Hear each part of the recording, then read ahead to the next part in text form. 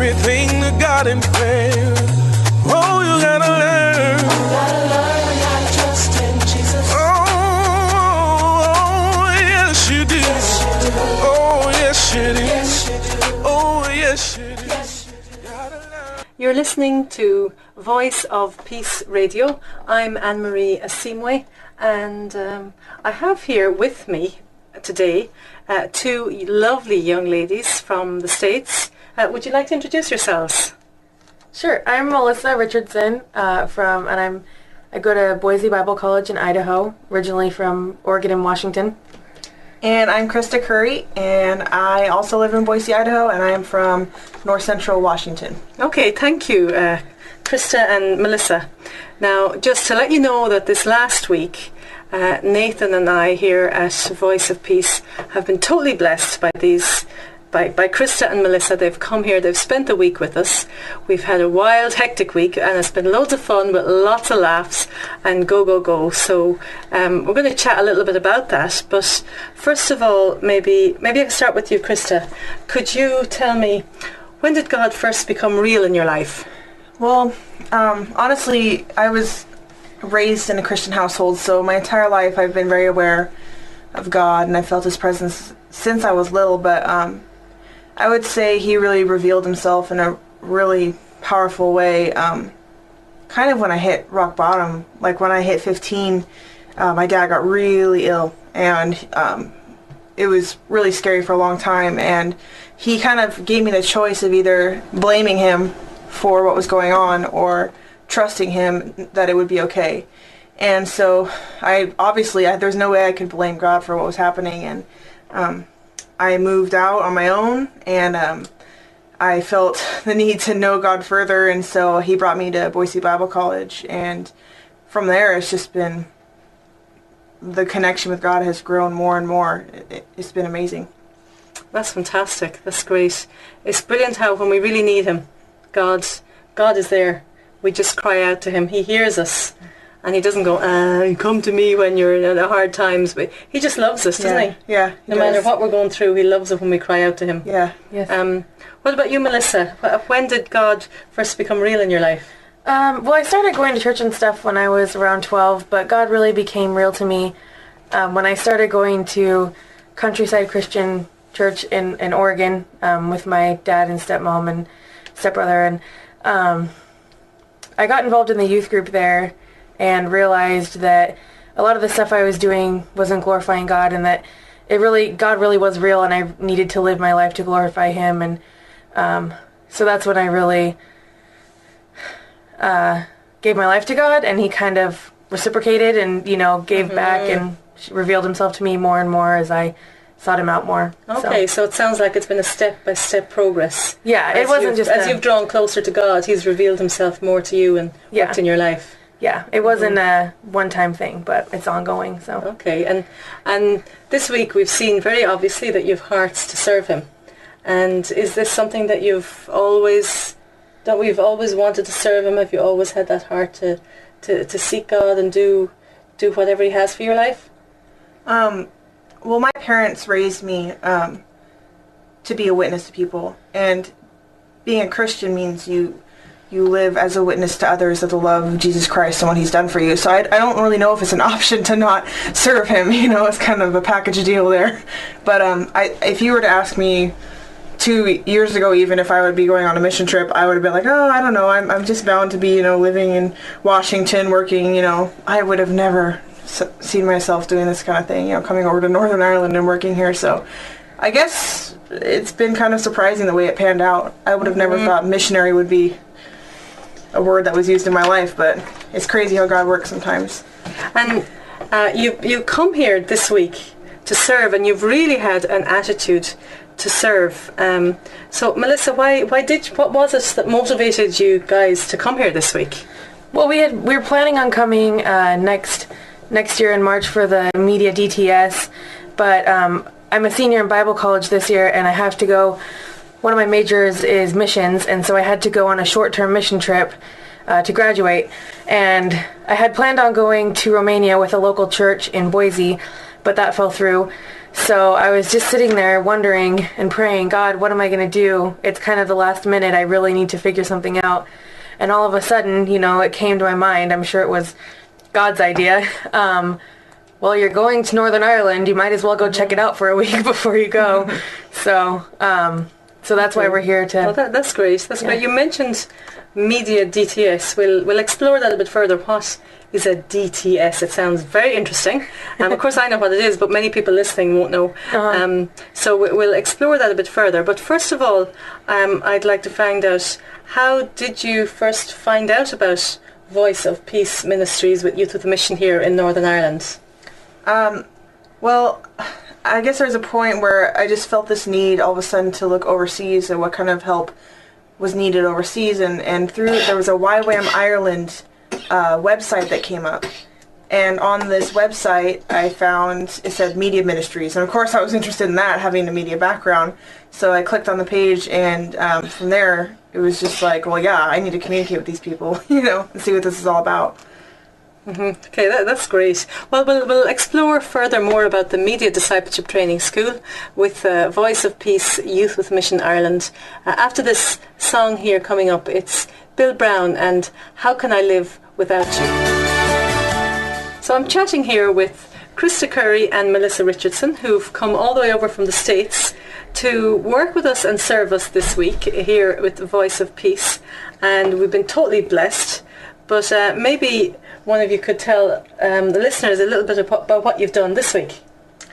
Oh my gosh, where to begin? Our week has been crazy, filled with things like media related things. We've done video shoots, we've shot interviews, and we've gone on location and shot some awesome scenes at local schools. Basically what we're doing is we're making a promotional video for this Media DTS Discipleship Training School coming up.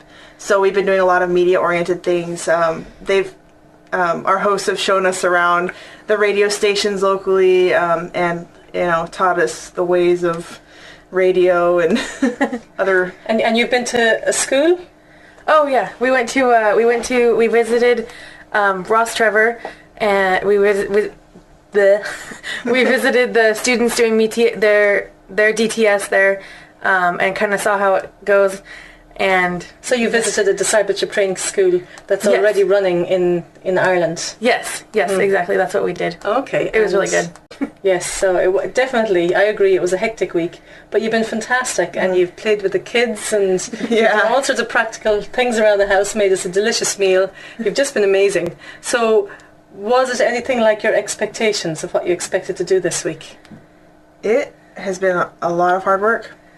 Yeah, right, Melissa? It's been hard, but I didn't come with the mindset of we're tourists, we're going to go see everything there is to see. I came knowing that we were making a video and that we're here to work hard and serve. So, and I think it's equally as beautiful as we anticipate it to be. Yeah. Well, that's great. That's brilliant. Yes, unfortunately, we had so much to squeeze in for this video that you didn't really get to see any sights apart from some lovely green fields and sheep in the fields. We love the sheep. Yeah. So, well, apart from those kind of little sights around, what could you say you enjoyed the most this week? I really just enjoyed getting to know people and being around the YWAM staff a lot. Especially yesterday, we went to a prayer day there at the YWAM Center in Ross Trevor. And I just really enjoyed seeing how people interacted with each other so positively and lovingly. That was really good. And getting to know you guys, obviously. Nathan and Anne-Marie.